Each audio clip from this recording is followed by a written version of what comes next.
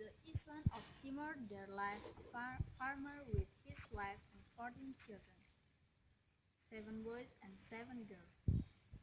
Even though they have a larger garden, the yield of the garden is not sufficient for the family's needs. The reason is that the existing plants are often damaged by a wild boar.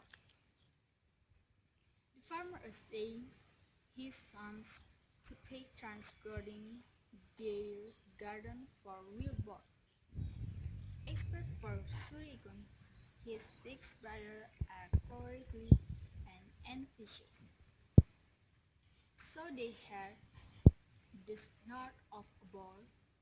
Then they would run away from their garden.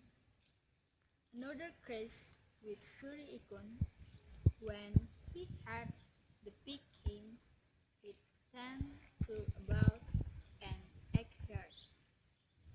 After the animal did, he took it home. There was fighting for his brothers. His oldest brother was in charge in distributing for boar meat. Because of the noise, he only gave Ikun he had the animal. Of course, not a lot of meat can be obtained from the head. Furthermore, he asked Ikun to look for his father's grandeur left in the middle of the forest. By that time the day had begun at night. The forest, according to his story at night, was inhabited by evil ghosts. With fear he walked along to follow his brother. He did know that his brother took another road to the house.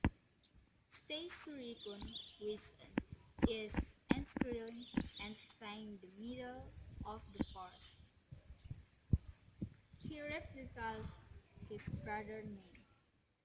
The call was answered by 4 ghosts. Deliberately misled Surikun. After being in the middle of the forest den, the ghost caught him.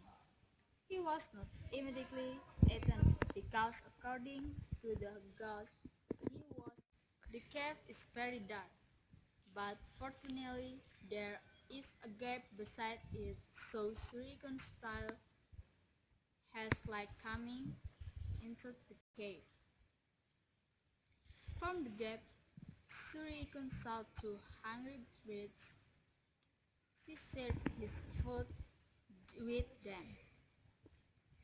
After elders year, the brother grew into very large and powerful bears.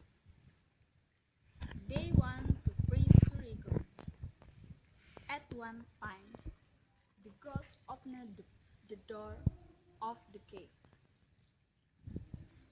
The 2 bears attacked and injured the ghost.